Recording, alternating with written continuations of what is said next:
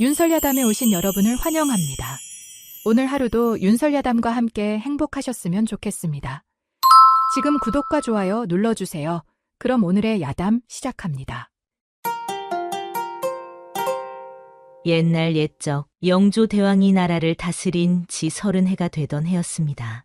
한양 도성에는 깊고 깊은 겨울이 찾아와 하늘에서 내리는 눈송이들이 온 세상을 하얗게 물들이고 있었지요. 그 무렵 조선은 태평성대를 누리고 있었습니다. 임진왜란과 정유재란의 상처도 아물고 정치도 안정되어 백성들이 편안히 살아갈 수 있는 시절이었지요. 특히 한양 북촌에 자리한 권문세족들은 더할 나위 없이 풍족한 나날을 보내고 있었습니다. 하지만 그만큼 신분제는 더욱 엄격해졌습니다. 양반은 양반답게, 상민은 상민답게 살아야 한다는 것이 하늘의 이치요, 임금의 뜻이라 여겨지던 때였지요. 그 누구도 자신이 태어난 신분을 벗어날 엄두를 내지 못했고 감히 그런 생각조차 하지 않았습니다. 북촌 일대에서는 매서운 겨울바람이 기와 지붕 사이로 휘몰아치고 있었습니다. 높다란 담장 너머로는 따뜻한 온돌방에서 피어오르는 아궁이 연기가 하늘로 올라가고 있었죠. 대감 댁마다 겨울 준비가 한창이었고 특히 혼례를 앞둔 집안들은 더욱 분주한 모습이었습니다. 이런 추운 겨울밤에도 권문세족들의 혼사는 끊이지 않았습니다. 문벌 좋은 집안끼리 서로 혼맥을 이어가며 세력을 키워나가는 것이 당연한 일이었기 때문이지요. 특히 올해는 유난히 혼례가 많아 중매쟁이들이 동분서주하며 이댁 저댁을 오가고 있었습니다. 그런 가운데서도 한양 변두리, 성문방, 초라한 움막들이 모여있는 곳에서는 전혀 다른 세상이 펼쳐지고 있었습니다. 그곳에는 하루하루 품팔이로 연명하는 가난한 사람들이 살고 있었지요. 양반들의 화려한 혼례와는 거리가 먼 그저 오늘 하루를 버텨내는 것만으로도 감사해야 하는 그런 곳이었습니다. 바로 그곳에서 우리 이야기의 주인공이 살고 있었습니다. 그의 이름은 이춘득이었습니다. 25해를 살아온 총각으로 한양 성문 밖 작은 움막에서 홀로 지내고 있었지요. 부모님은 일찍 세상을 떠나시고 친척이라고는 아무도 없는 외로운 신세였습니다. 춘득은 비록 가난했지만 남다른 면이 있었습니다. 우선 그의 외모가 범상치 않았지요. 키는 훤칠하고 어깨는 듬직했으며 무엇보다 그의 눈빛이 특별했습니다. 맑고 깊은 샘물처럼 투명한 눈동자에는 어떤 신비로운 기운이 서려 있었지요. 이목구비 또한 단정하여 비록 남루한 옷을 걸쳤지만 어딘가 고상한 품위가 느껴졌습니다. 마을 사람들은 종종 춘득이는 관상이 예사롭지 않다며 수군거리곤 했지요. 특히 그의 이마는 넓고 반듯했으며 코는 오뚝하고 입술은 단아했습니다. 하지만 춘득 자신은 그런 말들을 대수롭지 않게 여겼습니다. 관상이 좋다 한들 배고픈 것을 채워주지는 못했고 추위를 막아주지도 못했기 때문이지요. 그는 오직 하루하루 성실히 일하며 살아가는 것에만 마음을 두었습니다. 춘득은 글을 읽지 못했습니다. 어려서부터 일터로 내몰려 배울 기회가 없었기 때문이지요. 하지만 그는 순박하고 의리가 깊어 동네 사람들의 신뢰를 받았습니다. 누군가 어려운 일이 있으면 먼저 나서서 도와주었고 약속은 반드시 지켰지요. 새벽이면 다른 누구보다 일찍 일어나 산으로 나무를 하러 갔습니다. 저녁이면 그 나무를 등에 지고 내려와 시장에서 팔아 하루 낀 일을 해결했지요. 비록 넉넉하지는 않았지만 정직한 노동으로 벌어먹는 밥이라 마음만큼은 늘 떳떳했습니다. 그런 춘득에게는 한 가지 특별한 버릇이 있었습니다. 밤하늘의 별을 바라보며 혼자 중얼거리는 것이었지요. 언젠가는 나도 떳떳한 사람이 되어 누군가를 지켜줄 수 있을까? 하고 말입니다. 그 모습을 본 사람들은 춘득이 참으로 착한 심성을 가졌다고 여겼습니다. 춘득이 사는 마을에는 몇 명의 특별한 사람들이 있었습니다. 그 중에서도 가장 특이한 인물은 백할머니였지요. 나이는 70이 넘었지만 정신은 또렷했고 무엇보다 관상을 보는 솜씨가 뛰어났습니다. 백할머니는 젊은 시절 한양 대갓집에서 유무살이를 했다고 전해졌습니다. 그곳에서 온갖 세상사를 겪으며 사람을 보는 안목을 기르게 되었다고 했지요. 마을 사람들이 기륭화복을 물어보면 10중 8구 맞춰주어 신통한 할머니로 소문이 났습니다. 그런 백할머니가 유독 춘득을 아꼈습니다. 춘득이 어릴 때부터 지켜본 할머니는 종종 그를 불러 이런저런 이야기를 들려주곤 했지요. 춘득아, 너는 범상치 않은 관상을 타고났구나. 언젠가는 큰 인물이 될 것이야. 하지만 춘득은 그런 말을 믿지 않았습니다. 자신은 그저 가난한 품팔이꾼일 뿐이라고 생각했기 때문이지요. 오히려 할머니의 말씀이 부담스럽기도 했습니다. 한편 한양 북촌에서는 전혀 다른 세상이 펼쳐지고 있었습니다. 이조판서를 지낸 민대감의 저택에서는 딸의 혼례를 준비하느라 온 집안이 들썩이고 있었죠. 민대감의 외동딸 민소전은 22살의 절세미인이었습니다. 얼굴은 보름달처럼 환하고 눈은 가을 하늘처럼 맑았으며 목소리는 은방울 소리처럼 청아했지요. 게다가 총명하기까지 하여 한양에서 소문난 규수였습니다. 민소저에게는 어릴 적부터 신기한 꿈이 있었습니다. 꿈 속에서 하얀 옷을 입은 신령이 나타나 내 진짜 배우자는 달빛 같은 관상을 지닌 자니라 라고 말하는 것이었지요. 하지만 그녀는 그것을 단순한 꿈으로만 여기고 있었습니다. 민소저의 혼사를 주선한 것은 윤서방이라는 중매쟁이였습니다. 그는 한양에서 손꼽히는 중매쟁이로 권문세족들의 혼사를 도맡아 하는 인물이었지요. 하지만 그는 탐욕스러운 성격으로 자신의 이익만을 챙기는 자였습니다. 윤서방이 민소저의 신랑감으로 점찍은 이는 김도령이었습니다. 김도령은 역시 양반 집안의 둘째 아들로 가문은 좋았지만 성품이 불량했지요. 술과 기생을 좋아하여 문제가 많은 인물이었지만 윤서방은 그의 집안 배경만 보고 혼사를 성사시키려 했습니다. 겨울이 깊어갈수록 춘득의 하루는 더욱 고달팠습니다. 추위가 매서워져 나무하러 산에 오르기도 힘들었고 시장에서 나무가 잘 팔리지도 않았기 때문이지요. 그래도 춘득은 불평하지 않고 묵묵히 자신의 일을 해나갔습니다. 어느 날 아침 백할머니가 춘득을 불렀습니다. 할머니의 얼굴에는 평소와 다른 진지한 표정이 떠올라 있었지요. 춘득아, 이리 와서 앉아보거라. 춘득이 할머니 앞에 앉자 백할머니는 그의 얼굴을 유심히 살펴보았습니다. 한참을 바라보던 할머니가 천천히 입을 열었지요. 춘득아, 너에게 곧 천지가 뒤바뀌는 큰 운이 올 것 같구나.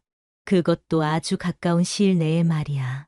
춘득은 어리둥절했습니다. 자신 같은 가난한 총각에게 무슨 큰 운이 오겠냐며 겸손하게 대답했지요. 할머니, 저는 그저 하루하루 성실히 살아가는 것만으로도 충분합니다. 큰 욕심 부리지 않겠습니다. 하지만 백할머니는 고개를 저었습니다.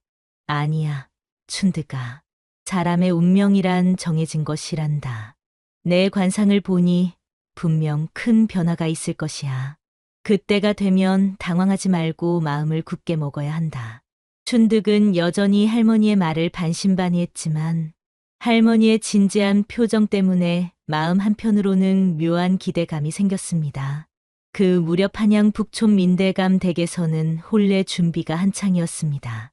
민소저의 혼례일이 며칠 앞으로 다가왔기 때문이지요. 집안 곳곳에 붉은 비단과 화려한 장식들이 걸렸고 하인들은 분주히 혼례 준비에 매달렸습니다. 민소저는 자신의 방에서 혼례복을 바라보며 복잡한 심정에 잠겨 있었습니다. 김도령과의 혼사가 마음에 들지 않았지만 부모님의 뜻을 거스를 수는 없는 노릇이었지요. 정말 그이가 제 운명의 상대일까요? 민소저는 어릴 적 꿈속 신령의 말을 떠올리며 한숨을 내쉬었습니다. 달빛 같은 관상의 남자는 대체 어디에 있는 것일까요? 드디어 혼례일이 다가왔습니다. 그런데 그날 밤 하늘에서는 굵은 눈발이 내리기 시작했지요.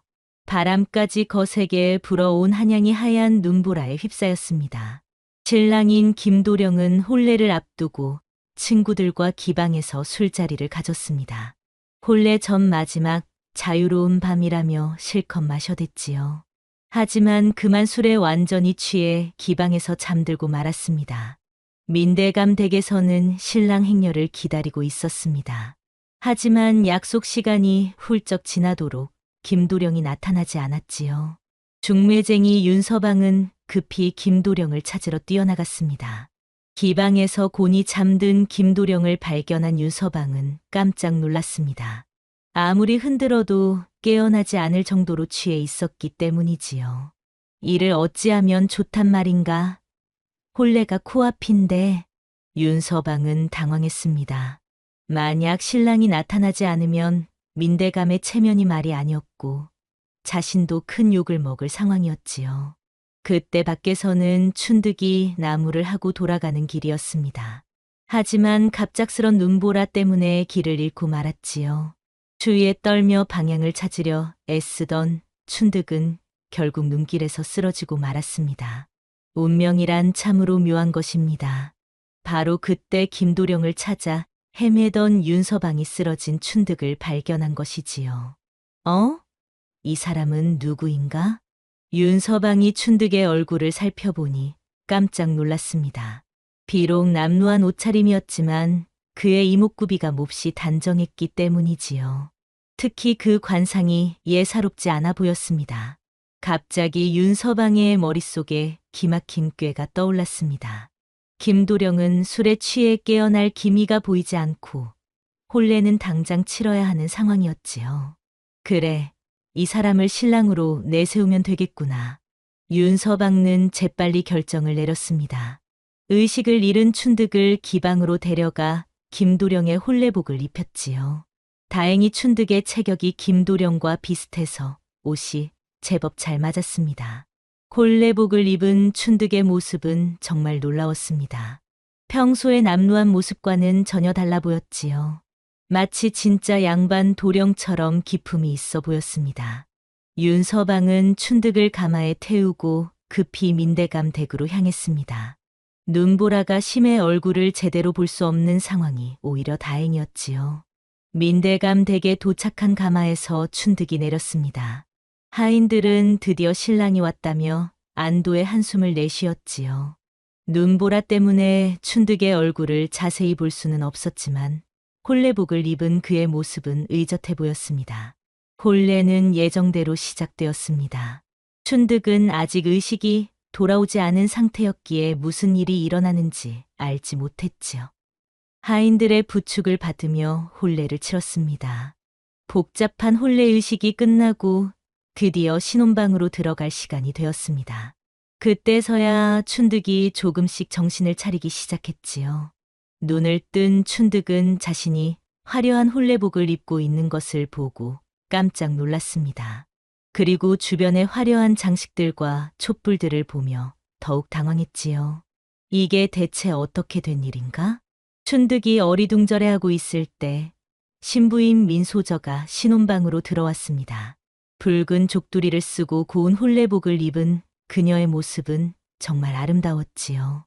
민소저도 신랑의 얼굴을 제대로 보지 못한 채 혼례를 치렀기 때문에 춘득이 누구인지 알 수 없었습니다. 다만 혼례복을 입은 남자가 자신의 남편이 되었다는 것만 알고 있었지요. 신혼방에는 촛불이 은은하게 타오르고 있었습니다. 민소저가 족두리를 벗자 그녀의 아름다운 얼굴이 드러났지요. 춘득은 그 순간 숨이 멎을 뻔했습니다. 이런 아름다운 여인을 본 적이 없었기 때문입니다. 민소저 역시 춘득의 얼굴을 보고 깜짝 놀랐습니다. 촛불에 비친 그의 관상이 예사롭지 않았기 때문이지요. 특히 그의 맑고 깊은 눈동자가 마치 달빛처럼 신비로워 보였습니다. 그때 민소저의 머릿속에 어릴 적 꿈이 떠올랐습니다. 하얀 옷을 입은 신령이 내 진짜 배우자는 달빛 같은 관상을 지닌 자니라라고 했던 말이었지요. 혹시 이분이 그 달빛 같은 관상의 주인일까? 민소저는 가슴이 두근거리기 시작했습니다.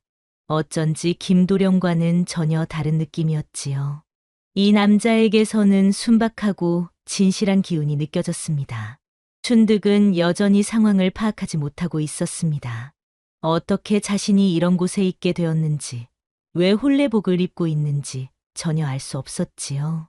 죄송합니다, 부인. 제가 어떻게 이런 곳에 있게 되었는지 모르겠습니다. 춘득의 솔직한 말에 민소전은 오히려 호감을 느꼈습니다. 거짓 없는 진실한 목소리였기 때문이지요. 혹시 기억이 나지 않으시나요? 방금 저와 혼례를 올리셨는데요. 춘득은 더욱 당황했습니다. 자신이 혼례를 올렸다니 도저히 믿을 수 없는 일이었지요. 그런데 부인, 실례지만 제가 누구와 혼례를 올린 것인지요? 민대감의 딸 민소저입니다. 춘득은 깜짝 놀랐습니다. 민대감이라면 한양에서 손꼽히는 대갓집이었기 때문이지요. 자신 같은 가난한 총각이 어떻게 그런 집안의 규수와 혼례를 올릴 수 있단 말입니까? 그때 민소저는 촛불빛에 비친 춘득의 관상을 더욱 자세히 살펴보았습니다. 그의 이마는 넓고 반듯했으며 눈썹은 진하고 고닫지요. 특히 그 눈동자에서 나오는 빛이 정말 달빛처럼 맑고 신비로웠습니다. 정말 꿈속 신령의 말씀과 같은 관상이구나. 민소저는 이상하게도 춘득에게서 운명적인 느낌을 받았습니다. 비록 어떻게 된 일인지는 알 수 없었지만 이 사람이야말로 자신의 진짜 배우자라는 확신이 들었지요. 다음 날 아침 민대감 댁은 발칵 뒤집혔습니다. 진짜 신랑인 김도령이 나타났기 때문이지요. 술이 깬 김도령은 자신이 혼례에 참석하지 못했다는 것을 알고 급히 민대감 댁으로 달려왔습니다. 민대감님, 어제 혼례는 어떻게 된 것입니까? 제가 신랑인데 왜 다른 사람이 혼례를 올렸다는 겁니까? 민대감은 김도령의 말에 어리둥절했습니다. 분명 어제 김도령이 와서 혼례를 올렸는데 지금 또 다른 김도령이 나타난 것이었지요. 급히 신혼방을 확인해 보니 어제의 신랑은 김도령이 아닌 전혀 다른 사람이었습니다. 민대감은 분노로 얼굴이 새빨갛게 달아올랐지요. 이게 무슨 일이냐? 누가 감히 우리 집 혼례를 속였단 말이냐? 춘득은 민대감 앞에 꿇어앉아 사죄했습니다. 자신도 모르는 사이에 일어난 일이었지만 결과적으로 대갓집을 속인 격이 되었기 때문이지요. 대감마님, 죄송합니다. 저는 정말 모르는 사이에 이런 일이 일어났습니다. 제 신분을 속일 의도는 전혀 없었습니다.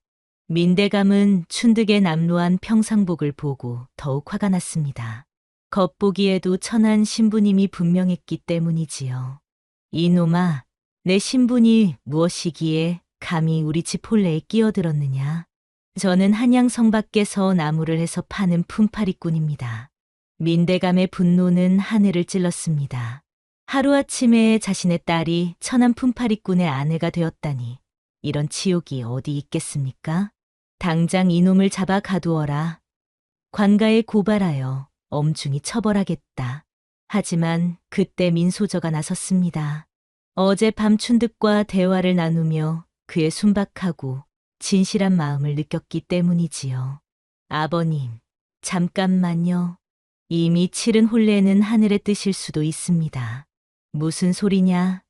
이런 천한 놈과 혼례를 인정할 수는 없다. 민소저는 어젯밤 꿈속 신령의 말씀을 떠올렸습니다. 달빛 같은 관상의 남자, 바로 춘득이 그 사람일지도 모른다는 생각이 들었지요. 아버님, 며칠만 시간을 주십시오. 이 일의 전말을 알아보겠습니다.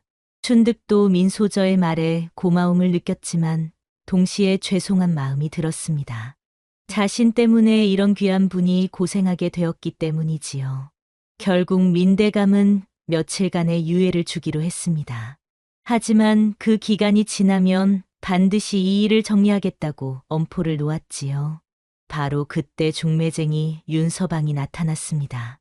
그는 급히 춘득의 정체를 숨기고 새로운 신분을 만들어주기로 했지요. 자신이 저지른 일이 들통나면 큰일이 날 것이 분명했기 때문입니다. 춘득 총각, 걱정하지 마시오. 내가 좋은 방법을 생각해냈으니까.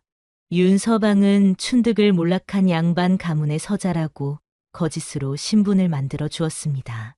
족보를 위조하고 증인까지 매수해서 그럴듯한 이야기를 꾸며냈지요. 춘득 총각은 이씨 가문의 서자로 어려서 집안이 몰락하여 이렇게 떠돌게 된 것이오. 민대감은 반신반의했지만 일단 윤서방의 말을 믿어보기로 했습니다. 몰락한 양반 가문의 서자라면 그럭저럭 혼사를 인정할 수 있는 수준이었기 때문이지요. 춘득은 갑작스러운 신분 상승에 당황했습니다. 자신은 그저 가난한 품팔이꾼일 뿐인데 갑자기 양반의 자손이 되었다니 믿기 어려웠지요. 하지만 민소저의 따뜻한 배려에 점차 마음을 열게 되었습니다. 그녀는 춘득을 무시하거나 업신여기지 않고 오히려 친절하게 대해주었기 때문이지요. 서방님, 글을 읽지 못하신다고 하셨지요? 제가 가르쳐 드릴까요? 민소저의 제안에 춘득은 깊이 감동했습니다. 이런 귀한 분이 자신 같은 무식한 사람을 가르쳐 주겠다니 꿈에서나 있을 법한 일이었지요. 정말 감사합니다, 부인. 제가 이런 은혜를 어떻게 갚아야 할지 모르겠습니다. 그렇게 춘득은 민소저에게 글을 배우기 시작했습니다. 처음에는 간단한 글자부터 시작해서 점차 어려운 글까지 익혀나갔지요. 한편 진짜 신랑이었던 김도령은 자신의 자리를 빼앗긴 것에 분노하며 복수를 다짐했습니다. 그는 언젠가 반드시 춘득의 정체를 밝혀내어 자신의 자리를 되찾겠다고 마음먹었지요. 시간이 흐르면서 춘득과 민소저 사이에는 특별한 감정이 싹트기 시작했습니다. 민소저는 춘득에게 글을 가르쳐 주며 그의 순박하고 진실한 마음을 알게 되었지요. 춘득은 배움에 대한 열의가 대단했습니다. 글자 하나하나를 정성스럽게 익히며 민소저가 들려주는 시와 글의 의미를 깊이 새겨들었지요. 부인, 이 글귀의 뜻이 정말 아름답습니다.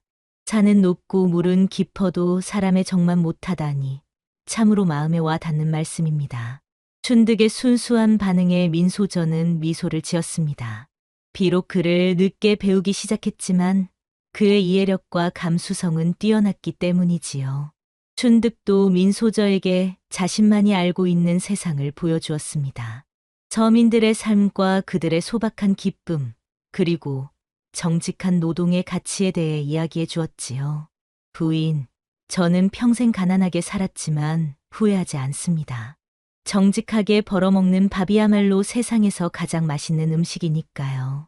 민소저는 춘득의 말에 깊은 감명을 받았습니다. 지금까지 양반 집안의 허영과 체면만 중시하며 살아왔는데 춘득을 통해 진정한 삶의 가치를 배우게 되었기 때문이지요. 두 사람은 점차 서로의 마음을 이해하게 되었습니다. 신분의 차이는 있었지만 진실한 마음 앞에서는 그런 것들이 중요하지 않았지요.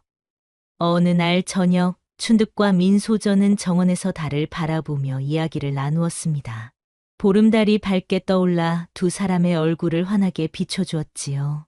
서방님, 저는 어릴 적부터 꿈이 있었습니다. 달빛 같은 관상을 지닌 분을 만나게 될 거라는 꿈 말입니다. 그런 꿈을 꾸셨군요. 정말 신기합니다. 지금 보니 그 꿈 속의 분이 바로 서방님이셨던 것 같습니다. 춘득의 가슴이 두근거렸습니다. 자신 같은 미천한 사람을 이렇게 소중하게 여겨주는 민소저의 마음이 고마웠지요. 그렇게 두 사람의 사랑은 깊어져 갔습니다. 하지만 행복한 시간도 잠시 위기가 다가오고 있었습니다. 김도령이 관가에 고발장을 내었기 때문이지요. 춘득이 신분을 속이고 대갓집에 들어왔다는 내용이었습니다. 춘득이라는 자는 천한 품팔이꾼으로 양반 행세를 하며 민대감 댁을 속였습니다. 관아에서는 이 사건을 조사하기 시작했습니다. 춘득의 과거를 캐내어 그의 정체를 밝혀내려 했지요. 민대감도 이 소식을 듣고 크게 분노했습니다.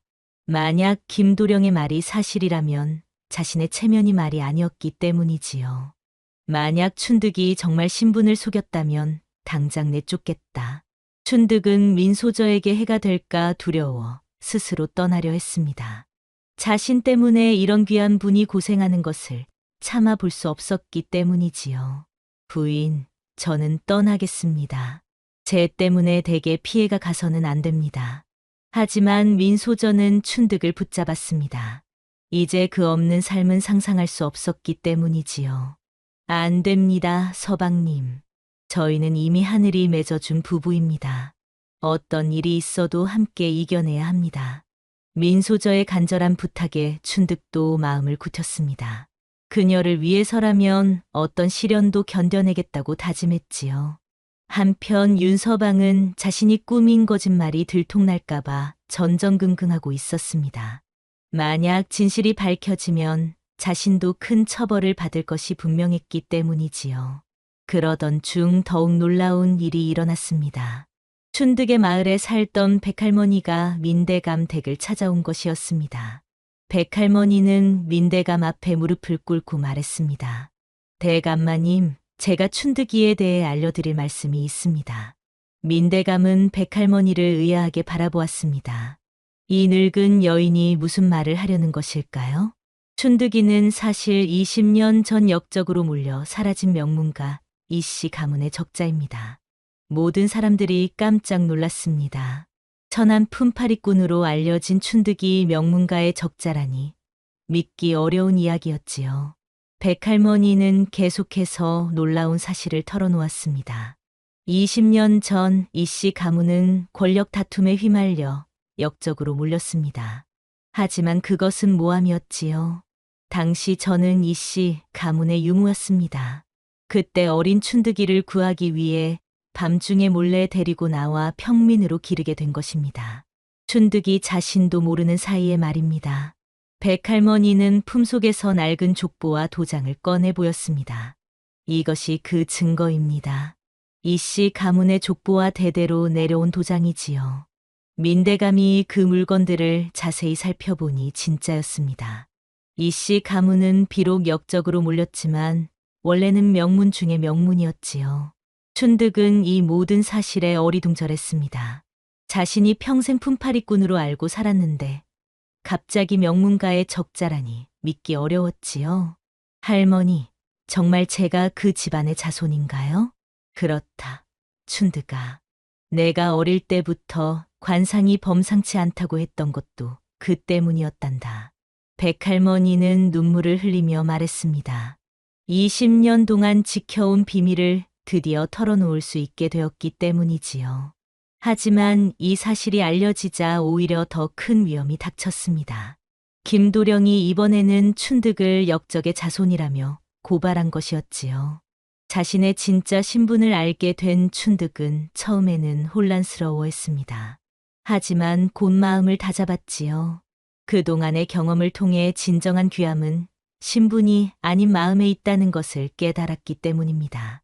제가 어떤 집안 출신이든 상관없습니다. 중요한 것은 지금 제가 어떤 사람인가 하는 것이지요. 춘득의 말에 민소저는 깊이 감동했습니다. 신분을 초월한 그의 깨달음이 참으로 대단했기 때문이지요. 서방님의 말씀이 옳습니다. 저 역시 서방님을 처음 뵈었을 때부터 외모나 신분이 아닌 그 마음에 끌렸습니다. 춘득은 민소저와의 사랑을 지키기 위해 결연한 의지를 다졌습니다. 그리고 억울하게 몰린 가문의 명예를 회복하겠다고 마음먹었지요. 저는 저희 가문이 무고했다는 것을 증명하겠습니다. 그리고 부인과의 사랑도 끝까지 지켜내겠습니다. 백할머니는 춘득의 각오를 보고 대견했습니다. 어린 시절 품에서 키운 아이가 이렇게 의젓한 남자로 자라났다니 감격스러웠지요. 춘득아, 내가 이렇게 훌륭하게 자라줘서 고맙구나. 이제 진실을 밝혀낼 때가 되었다. 하지만 상황은 점점 악화되고 있었습니다. 김도령은 춘득을 역적의 자손이라며 더욱 강하게 몰아붙였고 관가에서도 이 사건에 관심을 보이기 시작했지요. 그런 가운데 더욱 충격적인 사실이 밝혀졌습니다. 김도령의 정체에 관한 비밀이었지요. 백할머니가 또 다른 놀라운 사실을 털어놓았습니다.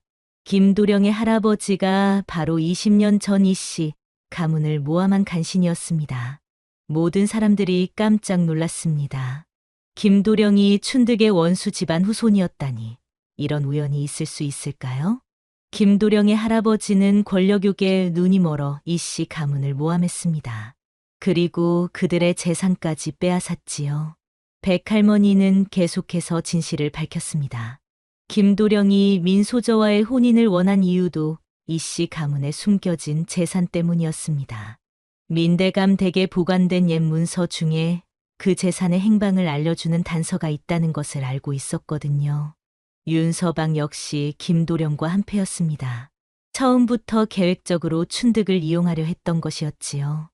윤서방은 김도령의 지시를 받아 춘득이를 신랑으로 내세웠습니다. 나중에 춘득이의 정체를 폭로하여 민대감 댁을 혼란에 빠뜨린 다음 김도령이 구원자로 나서려던 계획이었습니다. 하지만 그들의 계획은 춘득과 민소저의 진실한 사랑 때문에 틀어지기 시작했지요. 춘득이 단순히 이용당하는 존재가 아니라 진짜 사랑을 받는 남편이 되었기 때문입니다. 이 모든 사실이 밝혀지자 상황이 완전히 뒤바뀌었습니다. 춘득을 모함한 자들이 오히려 진짜 악인들이었던 것이지요. 민대감은 자신이 얼마나 큰 실수를 했는지 깨닫기 시작했습니다. 진짜 좋은 사위를 의심하고 오히려 악한 자들을 믿었던 것이었지요. 하지만 김도령은 마지막 수단을 써서라도 춘득을 제거하려 했습니다. 관군을 동원해서 춘득을 역적의 자손이라며 체포하려 한 것이지요. 저 자는 역적 이씨 가문의 후손입니다. 당장 잡아가십시오. 관군들이 민대감 댁을 둘러쌌습니다. 춘득은 체포될 위기에 처했지요. 민소저는 춘득을 지키려다 위험에 빠졌습니다. 관군들이 그녀까지 끌고 가려 했기 때문이지요. 부인은 무죄입니다. 저만 데려가십시오. 춘득은 사랑하는 사람을 구하기 위해 자신의 목숨을 내놓을 각오를 했습니다. 민소저가 다치는 것보다는 자신이 희생하는 편이 낫다고 생각했지요. 저는 이씨 가문의 후손이 맞습니다. 하지만 저희 가문은 무고합니다. 그때 민소저가 품속에서 낡은 문서를 꺼내 보였습니다. 잠깐만요. 이 문서를 보십시오. 그 문서는 20년 전 이씨 가문의 무고함을 증명하는 결정적 증거였습니다. 민소저의 아버지가 당시 관리로 일하면서 비밀리에 보관해 둔 것이었지요. 이 문서에는 이씨 가문이 모함을 받았다는 증거가 명확히 기록되어 있습니다. 관군들도 그 문서를 보고 당황했습니다. 만약 그것이 사실이라면 춘득을 체포할 명분이 없어지기 때문이었지요. 춘득과 민소저는 목숨을 걸고 진실을 밝혀내기로 했습니다. 이제 더 이상 숨을 이유가 없었지요. 춘득은 민소저를 구하기 위해 자신이 역적의 자손임을 인정하며 스스로를 관군에게 내주려 했습니다.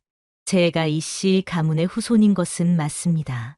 하지만 저희 가문의 무고함을 증명할 수 있습니다.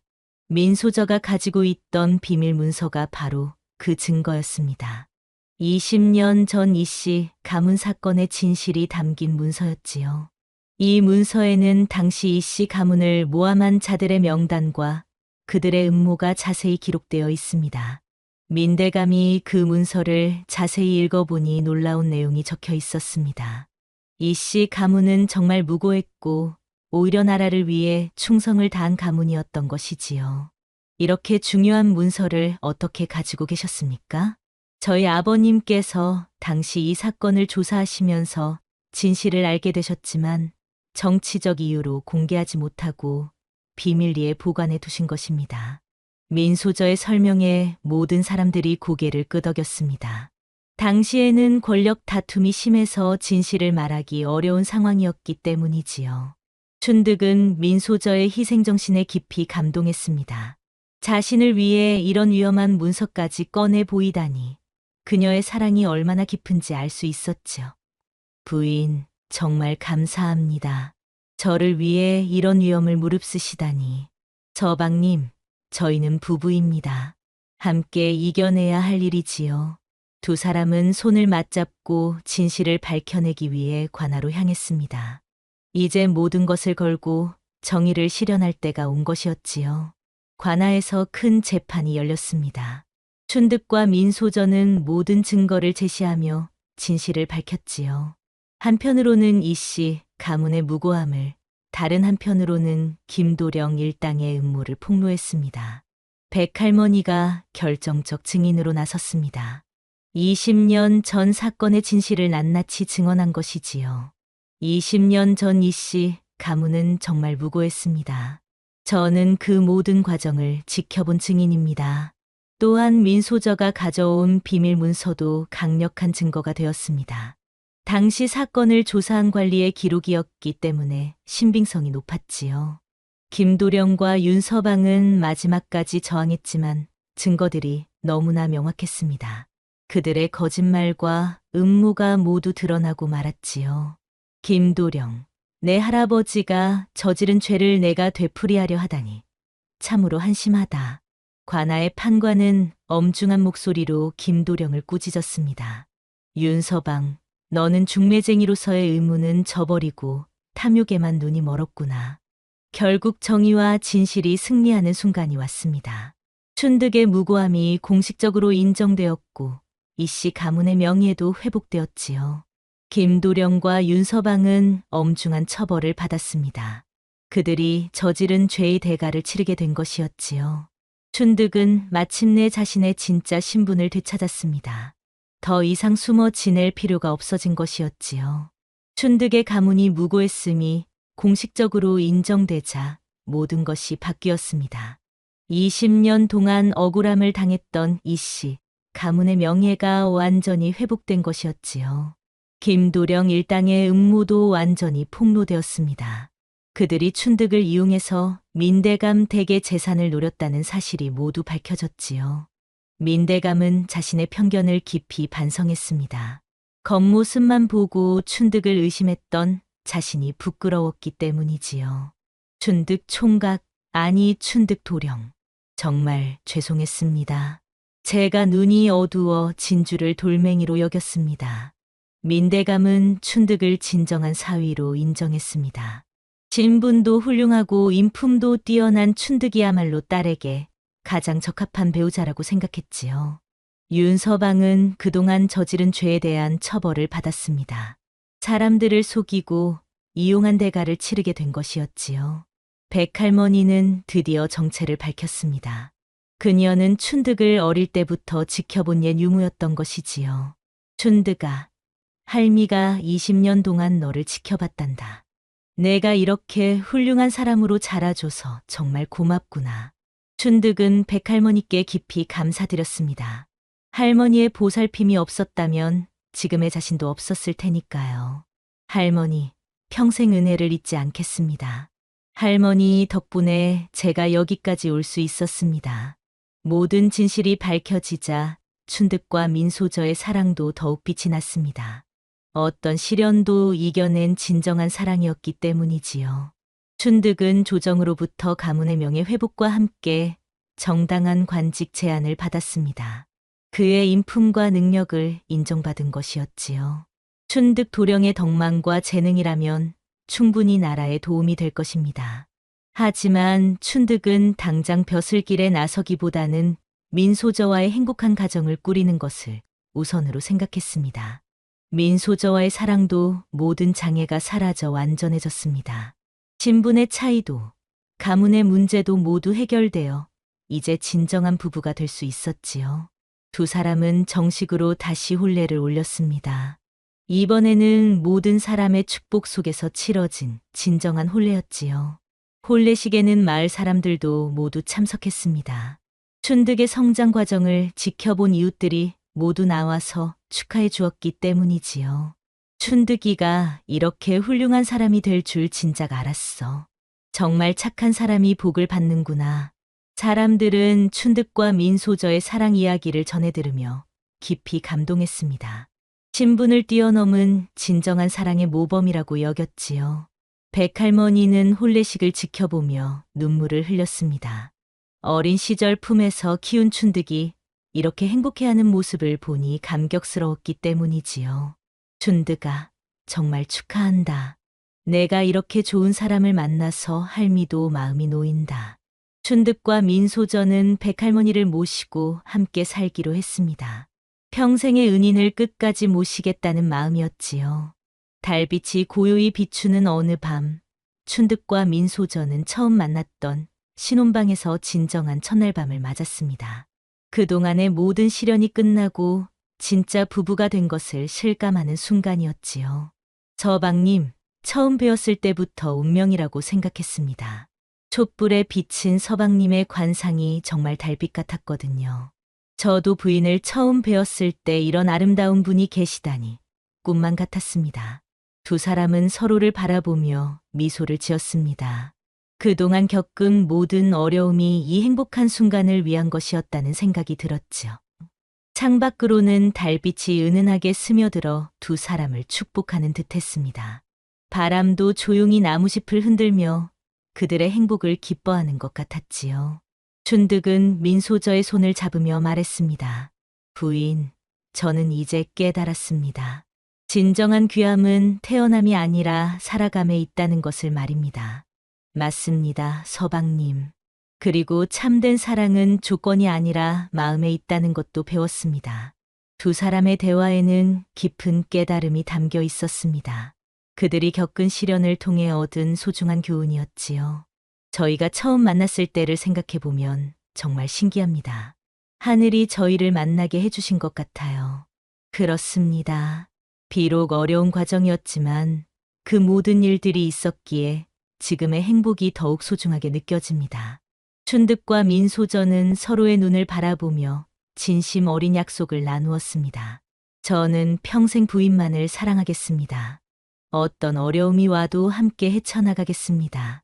저도 서방님과 함께라면 어떤 시련도 두렵지 않습니다. 평생 서방님께 의지하며 살아가겠습니다. 그렇게 두 사람은 진정한 사랑을 확인하며 행복한 시간을 보냈습니다. 달빛은 그들의 아름다운 사랑을 비춰주며 영원히 기억해주겠다고 속삭이는 듯했지요. 몇 해가 흐른 후 춘득과 민소저는 아름다운 자녀들을 낳아 기르며 행복한 가정을 이루었습니다. 춘득은 조정에서 인정받는 청렴한 관리가 되었고 민소저는 현명한 안주인이 되어 남편을 내조했지요. 백할머니는 두 사람의 행복한 모습을 지켜보며 편안한 여생을 보냈습니다. 춘득과 민소저는 할머니를 친어머니처럼 정성껏 모셨고 할머니도 두 사람을 자식처럼 아꼈지요. 마을 사람들은 춘득과 민소저의 사랑 이야기를 들으며 진정한 사랑의 의미를 깨달았습니다. 신분이나 재산보다는 마음이 더 중요하다는 교훈을 얻었지요. 참으로 신기한 일이었지요. 거지 같은 총각이 관상 하나로 대갓집 규수와 혼례를 올리다니. 하지만 그 관상 속에 진짜 좋은 마음이 담겨 있었으니까 그런 복을 받은 것 아니겠어요? 사람들의 이야기에는 깊은 감동이 담겨 있었습니다. 춘득과 민소저의 사랑이 얼마나 아름다운 것인지 모두가 알고 있었기 때문이지요. 옛말에 백절불굴이라는 말이 있습니다. 어떠한 난관에도 굽히지 않고 이겨나간다는 뜻이지요. 춘득과 민소저가 바로 그런 사람들이었습니다. 신분의 차이라는 큰 벽도, 악한 사람들의 음모도 모두 이겨내고 진정한 사랑을 지켜냈기 때문입니다. 또한 진인 사대천명이라는 말도 있습니다. 사람이 할 수 있는 최선을 다하면 하늘이 도와준다는 뜻이지요. 춘득과 민소저가 진실한 마음으로 서로를 사랑하고 정직하게 살아갔기에 하늘도 그들을 도와주었던 것입니다. 무엇보다 중요한 것은 사람의 진짜 가치는 신분이나 재산에 있는 것이 아니라 마음과 인품에 있다는 교훈입니다. 춘득이 비록 가난한 품팔이꾼이었지만 순박하고 의리 있는 마음씨 때문에 결국 큰 복을 받을 수 있었던 것이지요. 그리고 진정한 사랑은 조건을 따지지 않는다는 것도 배울 수 있습니다. 민소저가 춘득의 신분이나 재산을 보고 사랑한 것이 아니라 그의 마음을 보고 사랑했기에 그들의 사랑이 영원할 수 있었던 것입니다. 이처럼 춘득과 민소저의 이야기는 오늘날에도 많은 교훈을 주는 아름다운 사랑 이야기입니다. 진실한 마음과 변치 않는 사랑이 얼마나 소중한 것인지를 일깨워 주는 이야기이지요. 그들의 사랑은 세월이 흘러도 변하지 않았고 자손들에게까지 그 아름다운 이야기가 전해져 내려갔습니다. 춘득과 민소저의 후손들도 조상들의 사랑을 본받아 진실하고 아름다운 삶을 살아갔다고 전해집니다. 달빛이 고요히 비추는 밤하늘 아래서 시작된 그들의 사랑은 이렇게 영원히 이어져 내려갔습니다. 그리고 그 사랑의 이야기는 오늘날까지도 사람들의 마음속에 아름다운 추억으로 남아 있습니다. 다음 영상을 빠르게 만나보시려면 좋아요와 구독을 눌러주세요. 그럼 더 재미있는 영상으로 찾아뵙겠습니다. 모두 행복한 하루 보내세요.